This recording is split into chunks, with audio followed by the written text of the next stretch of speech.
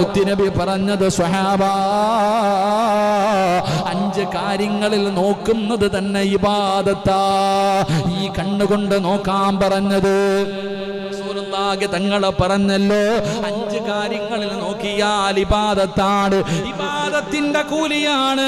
റസൂലുള്ളാഹി തങ്ങൾ പറഞ്ഞു കണ്ണുകൊണ്ട് കാണേണ്ട 5 കാര്യങ്ങൾ എന്താ? പഠിക്ക് സഹോദരാ, ജീവിതത്തിൽ ഒരിക്കലെങ്കിലും നീയൊന്ന് കാണണേ, ജീവിതത്തിൽ ഒരിക്കലെങ്കിലും നീയൊന്ന് കാണണേ. റസൂലുള്ളാഹി തങ്ങൾ പറഞ്ഞു ഇബാദത്തിന്റെ കൂലി കിട്ടുന്ന 1ാമത്തെ കാഴ്ച ഏതെന്നറിയുമോ? അത് അല്ലാഹുവിന്റെ പരിശുദ്ധമായ കഅബാലയമാ. അല്ലാഹുവിന്റെ കഅബാലയം ജീവിതത്തിൽ ഒരിക്കലെങ്കിലും നീ ഒന്ന് പോയി കാണണേ.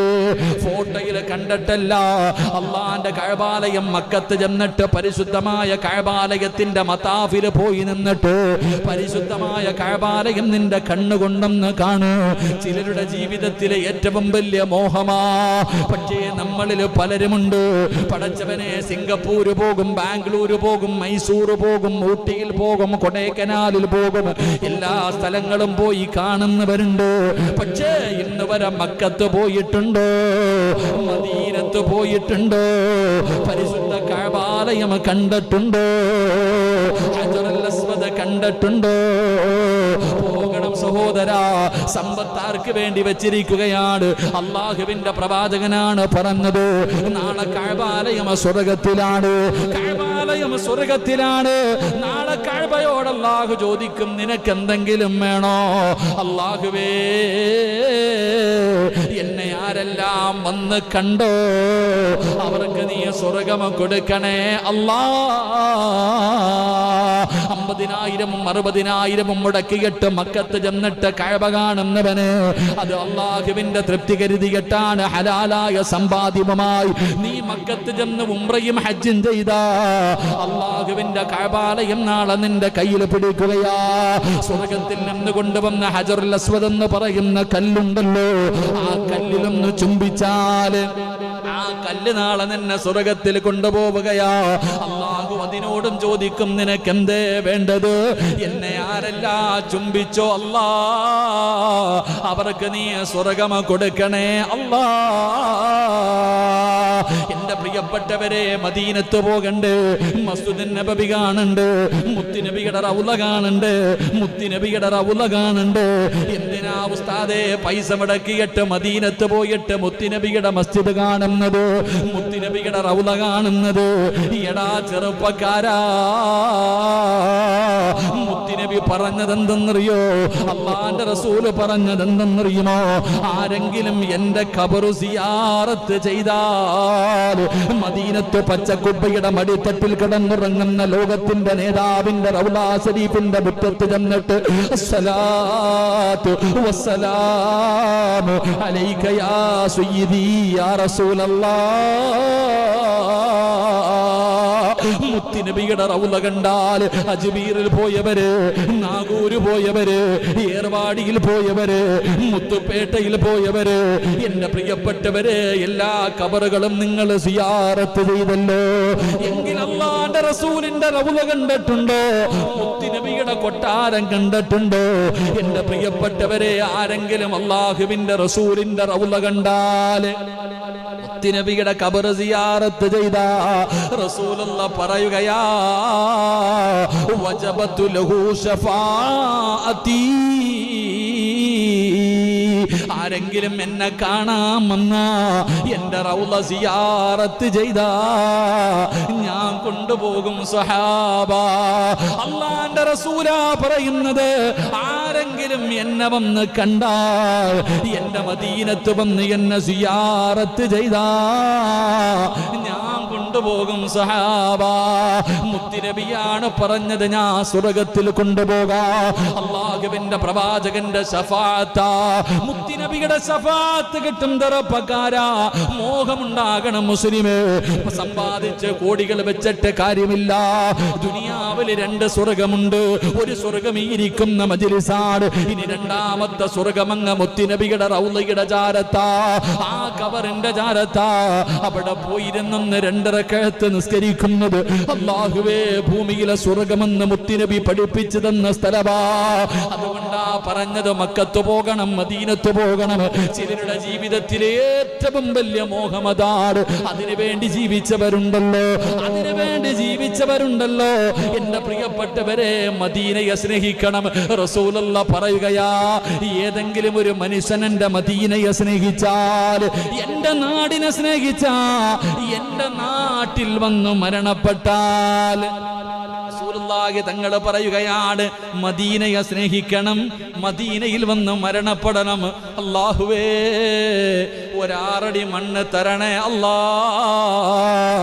ജന്നത്തിൽ ബഖീൽ ഉസ്മാൻ തങ്ങൾ കിടക്കുന്ന, അല്ലാഹുവിന്റെ റസൂലിന്റെ പൊന്നാര മകളായ ഫാത്തിമ ബീവി കിടക്കുന്ന, അവിടുത്തെ മക്കളും അവിടുത്തെ ഭാര്യമാരും കിടക്കുന്ന, ഒരുപാട് സ്വഹാബികൾ കിടന്നുറങ്ങുന്ന ആ ജന്നത്തിൽ ബഖീൽ ഒരു 6 അടി മണ്ണ് തരണേ അല്ലാ. കൊതിക്കണം ചെറുപ്പക്കാരാ, ദുആ ചെയ്യണം ഉപ്പാ. പലരുടെയും ഏറ്റവും വലിയ മോഹമതാ, മദീനയെ സ്നേഹിച്ചാ പോലും നാളെ മുത്തുനബി നമ്മളെ സ്വർഗ്ഗത്തിൽ കൊണ്ടുപോകുമെന്ന് റസൂലുള്ളാഹി തങ്ങൾ പറയുമ്പോ ഒരു ചരിത്രം പറയട്ടെ. മദീനയിൽ പോകാൻ കൊതിയില്ലാത്തവര്, ഉംറയ്ക്ക് പോകാൻ താല്പര്യമില്ലാത്തവര്, റൗള സിയാറത്ത് ചെയ്യാൻ ആഗ്രഹിക്കാത്തവര്, പടച്ചവരെ, അതാ ഇസ്ലാമിന്റെ ഭരണാധികാരിയുടെ സ്വപ്നത്തിലേക്ക് മഹാനായ നബി മുഹമ്മദ് മുസ്തഫ സല്ലല്ലാഹു അലൈഹി വസല്ലമ തങ്ങൾ അവിടുന്ന് സ്വപ്നത്തിൽ വന്ന് പറഞ്ഞു കൊടുക്കുകയാ, നാളെ ഒരു മനുഷ്യന് ബഗ്ദാദിൽ നിന്ന് ഇവിടേക്ക് വരും. ബഗ്ദാദിൽ നിന്നൊരു പ്രായമുള്ള മനുഷ്യൻ എന്റെ മദീനയിലേക്ക് വരുന്നുണ്ട്. ആ മനുഷ്യനെ ഈ നാട്ടിൽ കാലുകുത്താൻ അനുവദിക്കാൻ പാടില്ല. പടച്ചവനെ, ഭരണാധികാരി സ്വപ്നം കാണുകയാണ്. പിറ്റേ ദിവസം രാവിലെ എഴുന്നേറ്റു, തന്റെ അനുയായികളെ വിളിച്ചുകൂട്ടി, തന്റെ പട്ടാളത്തിനെ വിളിച്ചുകൂട്ടി. എന്നിട്ട് ഭരണാധികാരി പറഞ്ഞു, നാളെ ഒരു മനുഷ്യൻ വരുന്നുണ്ട്, നിങ്ങളെല്ലാവരും അതിർത്തിയിൽ പോയി നിൽക്ക്. ഒരു മനുഷ്യൻ വരുന്നുണ്ട്. ആ മനുഷ്യന്റെ അടയാളങ്ങൾ, ആ മനുഷ്യനെ ഈ മണ്ണിൽ കാലുകുത്താൻ പോലും അനുവദിക്കരുത്. ഭരണാധികാരിയുടെ ഓർഡറാണ്. പട്ടാളക്കാർ മുഴുവനും പോയി നിൽക്കുകയാണ്. അല്ലാഹുവേ, ഭരണാധികാരി അടയാളം പറഞ്ഞു കൊടുത്തു. എന്താണ് അടയാളം എന്നറിയുമോ? ഒരു പ്രായമുള്ള മനുഷ്യനാണ്, ചുമലിൽ ഒരു ചുമടുണ്ടാകും. അല്ലാഹുവേ, ആ മനുഷ്യന്റെ മുന്നിൽ മുഹമ്മദുർ റസൂലുള്ളാഹ്, അല്ലാഹുവിന്റെ റസൂലിന്റെ പേര് പറഞ്ഞു കഴിഞ്ഞാ ആ മനുഷ്യന് പിടഞ്ഞ് താഴെ വീഴും. അതാണ് ആ മനുഷ്യന്റെ അടയാളം. ഭരണാധികാരി പറഞ്ഞു കൊടുക്കുമ്പോ എല്ലാവരും പോയി കാത്തു നിൽക്കുകയാണ്. രാവിലെ മുതൽ വൈകുന്നേരം വരെ കാത്തു നിന്നു. വന്നവരെ എല്ലാവരെയും ടെസ്റ്റ് ചെയ്ത് നോക്കി. അവസാനം മഗ്രിബിന്റെ സമയത്തോടടുക്കുമ്പോ ഒരു പ്രായമുള്ള മനുഷ്യൻ ഇങ്ങനെ വേച്ച് നടന്നു വരികയാ. ഒരു ചുമടും വെച്ചുകൊണ്ട്, ഒരു കെട്ടും വെച്ചുകൊണ്ട് ഇങ്ങനെ നടന്നു വരികയാണ്. യജമാനൻ പറഞ്ഞു കൊടുത്ത അടയാളങ്ങളൊക്കെ കറക്റ്റാണ്.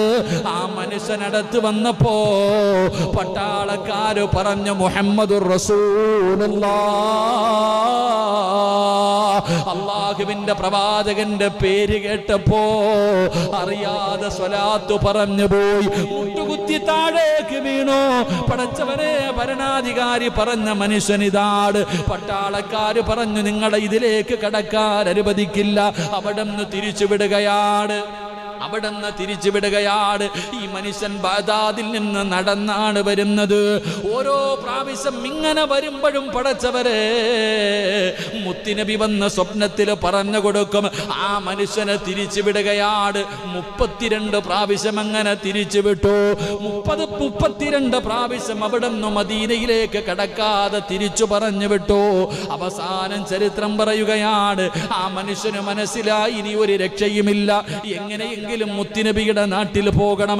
ആ മനുഷ്യന്റെ ജീവിതത്തിലെ ഏറ്റവും വലിയ മോഹം എന്തെന്നറിയുമോ?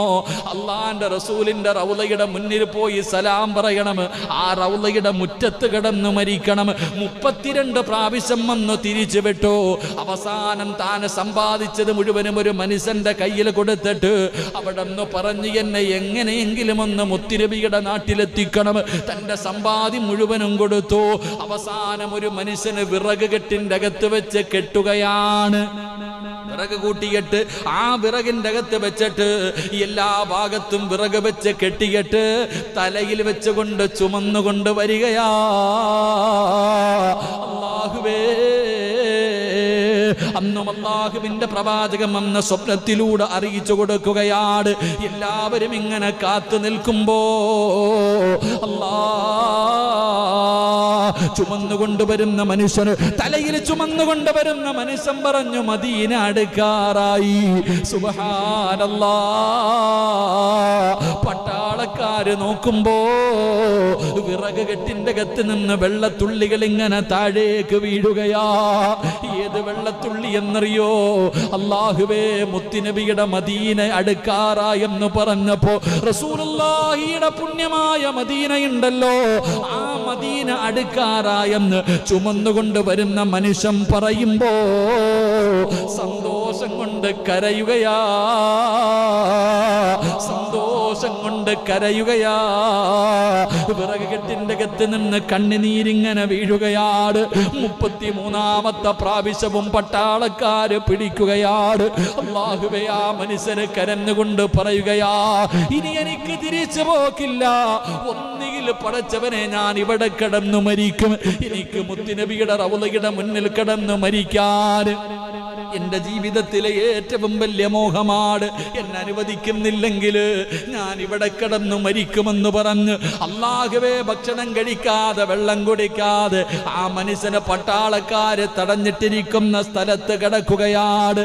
ആ രംഗം കണ്ടിട്ട് പട്ടാളക്കാർക്ക് പോലും സങ്കടം തോന്നുകയാ. അവസാനം ഭരണാധികാരിയുടെ മുന്നില് പട്ടാളക്കാര് ചെന്നിട്ട് ചോദിക്കുകയാ, മനുഷ്യൻ ചെയ്ത തെറ്റെന്താ? ആ മനുഷ്യൻ എന്ത് തെറ്റ് ചെയ്തതിന്റെ പേരിലാണ് അവിടെ നീ മനുഷ്യനെ തിരിച്ചു പറഞ്ഞു വിടുന്നത്? ആ സമയത്താണ് പട്ടാളക്കാരോട് ആ ഇസ്ലാമിന്റെ ഭരണാധികാരി പറഞ്ഞു കൊടുക്കുകയാണ്, അല്ലാഹുവിന്റെ പ്രവാചകനാ പറഞ്ഞത്, മുത്തുനബിയാണ് എന്നോട് പറഞ്ഞത് ആ മനുഷ്യനെ കടത്തിവിടരുതെന്ന്. അതിന്റെ കാരണം എന്തെന്നറിയോ? ഓരോ പ്രാവശ്യം ആട്ടിയോടിക്കുമ്പോഴും മദീനയെ സ്നേഹിച്ചു കൊണ്ടുവന്ന മനുഷ്യരാ. അല്ലാഹുവിന്റെ പ്രവാചകനെ വല്ലാത്ത ഇഷ്ടമാണ്, മദീനയെ വല്ലാത്ത ഇഷ്ടമാണ്. മുത്തുനബിയുടെ റൗളയുടെ മുന്നിൽ കിടന്നു മരിക്കണമെന്ന് കൊതിച്ചു കൊണ്ടുവരുന്ന മനുഷ്യനാ. ആ സ്നേഹവും നടന്നതാ മുസ്ലിമേ, ആ സ്നേഹവും നടന്നതാ മുസ്ലിമേ. ആ മനുഷ്യനെങ്ങാണം റൗള ശരീഫിന്റെ മുറ്റത്ത് വന്നിട്ട് എന്നോട് സലാം പറഞ്ഞ ആ മനുഷ്യരോടുള്ള സ്നേഹത്തിന്റെ പേരില് ആ മനുഷ്യനെങ്ങാണം റൗള ശരീഫിന്റെ മുറ്റത്ത് വന്നിട്ട് എന്നോട് സലാം പറഞ്ഞാല്, ആ മനുഷ്യനെങ്ങാണം എന്നെ വിളിച്ചാ ഞാൻ എഴുന്നേറ്റ് പോകും സഹാബാ. എന്റെ പ്രിയപ്പെട്ട സഹോദരങ്ങളെ, അള്ളാന്റെ റസൂലിന്റെ റൗളയുടെ മുന്നിൽ വന്നിട്ട് പ്രവാചകനെ എങ്ങാണമെന്ന് വിളിച്ചാ അവിടുന്ന് സലാം പറഞ്ഞാ മുത്തുനബിക്ക് ആ മനുഷ്യനോടുള്ള സ്നേഹത്തിന്റെ പേരിൽ ഞാൻ എഴുന്നേറ്റ് വന്നു പോകുമെന്ന് മുത്തുനബി അവിടുന്ന് സ്വപ്നത്തിലൂടെ പറഞ്ഞു കൊടുക്കുമ്പോ, അതാണ് സഹോദരാ, ആ മനുഷ്യന് മദീന എത്ര സ്നേഹിച്ചിട്ടുണ്ടാകും, മുത്തുനബി എത്ര സ്നേഹിച്ചിട്ടുണ്ടാകും, ആ റൗളയുടെ മുന്നിൽ കിടന്നു മരിക്കാൻ എത്ര കൊതിച്ചിട്ടുണ്ടാകും. ചരിത്രം പറയുന്ന അവസാനം ആ മനുഷ്യന്റെ കയ്യിൽ പിടിച്ച് മുത്തുനബി മദീനയിൽ കൊണ്ടുവന്നു. റൗള ശരീഫിന്റെ മുറ്റത്ത് വന്നു, മുത്തുനബിയോട് സലാം പറഞ്ഞു. അവസാനം ആ റൗളയുടെ മുറ്റത്ത് കിടന്നു മരണപ്പെട്ടു. ജന്നത്തുൽ ബഖീയിലെ കബറടക്കി എന്ന ചരിത്രം പറയുമ്പോ, എന്റെ പ്രിയപ്പെട്ടവരെ, മക്കയെ സ്നേഹിക്ക്, മദീനയെ സ്നേഹിക്ക്. മുത്തുനബിയുടെ റൗള കാണ്, പരിശുദ്ധമായ കഅബാലയം കാണ്. അത് കാണേണ്ട കാഴ്ചയാ, അതിന് ഇബാദത്തിന്റെ കൂലിയുണ്ടെന്ന് നബി മുഹമ്മദ് മുസ്തഫ സല്ലല്ലാഹു അലൈഹി വസല്ലമ തങ്ങൾ പറയുമ്പോ, ഒരുപാട് പേര് സദഖ തരുമ്പോഴും പറയുന്ന കാര്യം എന്തെന്നറിയുവോ? ഉസ്താദേ, മരിക്കുന്നതിന് മുമ്പ് ഉംറയ്ക്ക് പോകണം, മരിക്കുന്നതിന് മുമ്പ് ഹജ്ജ് ചെയ്യണം, ദുആ ചെയ്യണം. ജീവിതത്തിലെ ഏറ്റവും വലിയ അഭിലാഷമായി കരുതുന്ന ഒരുപാട് പേരുണ്ട്. മരിക്കുന്നതിന് മുമ്പ് കഅബ കാണാൻ ഞങ്ങൾക്ക് ഭാഗ്യം തരണേ അല്ലാ. മുത്തുനബിയുടെ റൗള സിയാറത്ത് ചെയ്യാൻ ഭാഗ്യം തരണേ അല്ലാ. അതുകൊണ്ട് എന്റെ പ്രിയപ്പെട്ടവരോട് അല്ലാഹു തന്ന കണ്ണുകൊണ്ട് കാണാൻ പറഞ്ഞത് കഅബയാണ്. കണ്ട ഇബാദത്തിന്റെ കൂലിയാണ്. 2 അല്ലാഹുവിന്റെ വിശുദ്ധ അല്ലാഹുവിന്റെ വിശുദ്ധ ഖുർആൻ ഉണ്ടല്ലോ, അത് ഓത് സഹോദരാ, അത് നോക്ക് സഹോദരാ. അത് കാണുന്നത് ഇബാദത്താണ്. അതിലെ ഓരോ വാചകങ്ങളും ഓരോ അക്ഷരങ്ങൾക്കും നോക്കിയിരിക്കുന്നത് പോലും പ്രതിഫലമാണ്. അല്ലാഹുവിന്റെ പരിശുദ്ധമായ ഖുർആൻ എടുത്ത് നോക്ക്. അല്ലാഹു കാണാൻ പറഞ്ഞതാണല്ലോ. അതുകൊണ്ടാണ് പലരുടെയും കണ്ണിന്റെ കാഴ്ചശക്തി നഷ്ടപ്പെടാതിരിക്കാനുള്ള വഴി എന്താ? ഉസ്താദേ, കണ്ണിന്റെ കാഴ്ചശക്തി കുറയുന്നു എന്ന് പറയുന്നവര്, നിങ്ങൾ അല്ലാഹുവിന്റെ ഖുർആൻ നോക്ക്.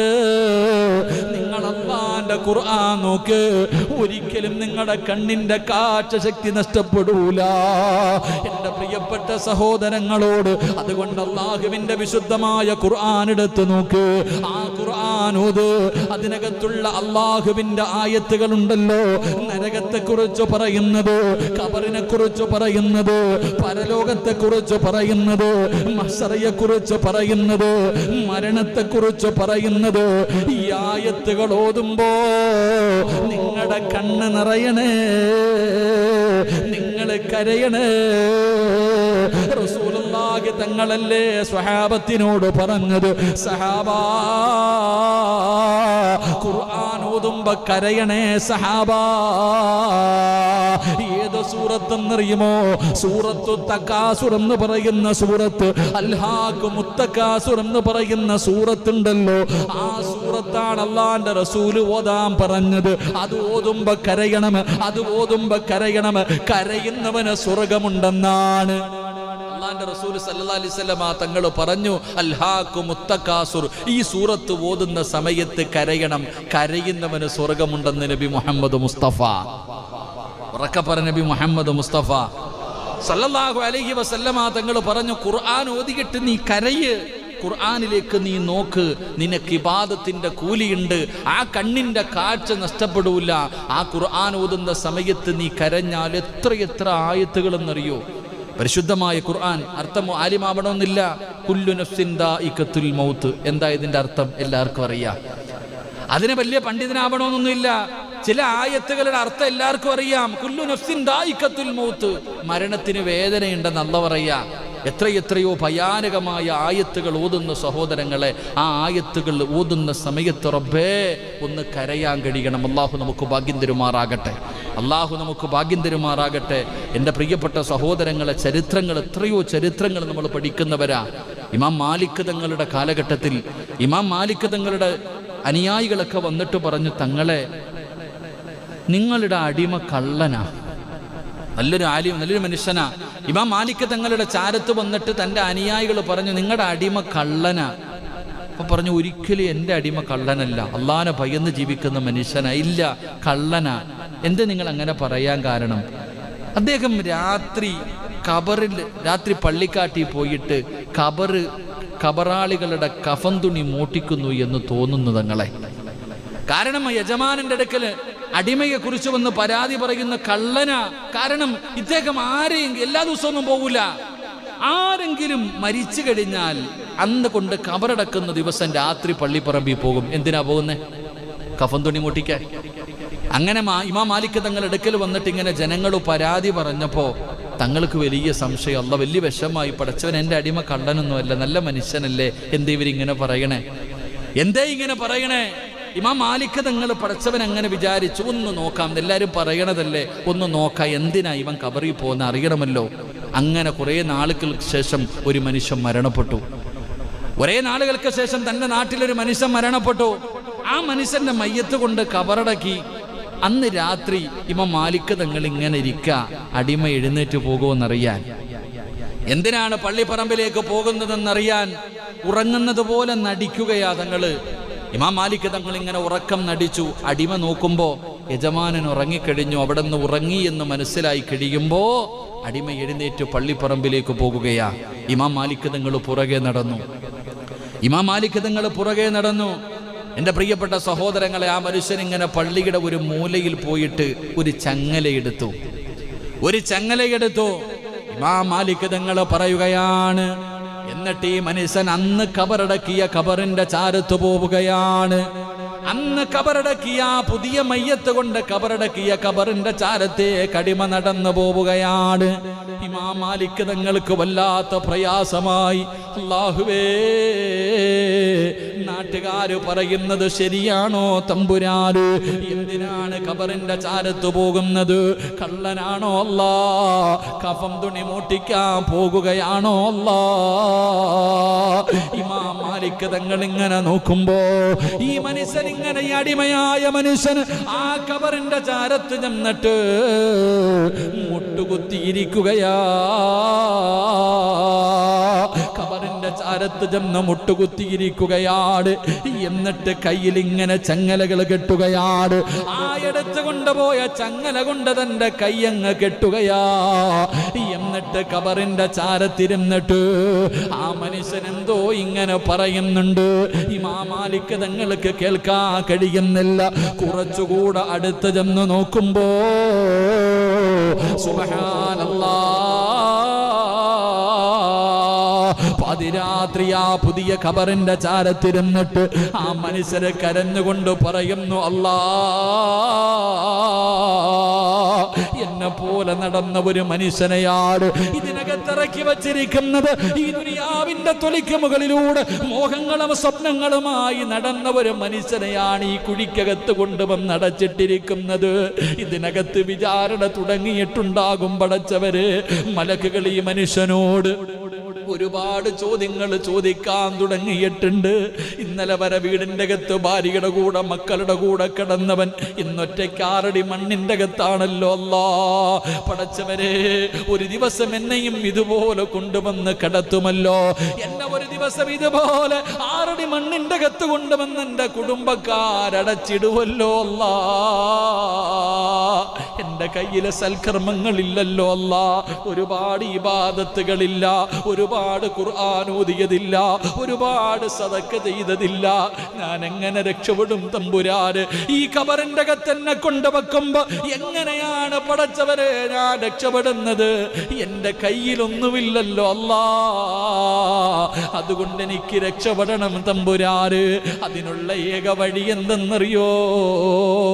ഖബറിന്റെ ചാരത്ത് വന്നിരുന്ന് കരഞ്ഞാൽ,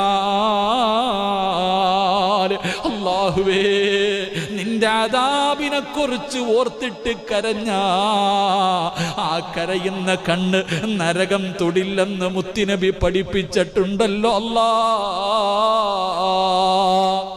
അവിടെന്ന് പറയുകയാ, അല്ലാഹുവേ, നിന്നെ ഭയന്നിട്ട് കരഞ്ഞ ആ മനുഷ്യന് സ്വർഗമുണ്ടെന്ന് മുത്തുനബി പഠിപ്പിച്ചിട്ടുണ്ടല്ലോ. അല്ലാ, പാതിരാത്രി അന്ന് കബറടക്കിയ കബറിന്റെ ചാരത്ത് ചെന്ന് 2 കൈയിലും ചങ്ങല കൊണ്ട് കെട്ടിയിട്ട് മുട്ടുകുത്തി കബറിന്റെ ചാരത്തിരുന്നിട്ട് ഒരായത്തോതുകയാ. ഇമാം മാലിക് തങ്ങൾ നോക്കുമ്പോ ഈ അടിമ കബറിന്റെ ചാരത്തിരുന്ന് ഖുർആനിലെ ഒരായത്തോതിയിട്ട് നിലവിളിക്കുകയാ. അല്ലാഹുവേ, ഏതായത്താ ഓതുന്നതെന്നറിയുവോ? ഇന്നലദൈനാ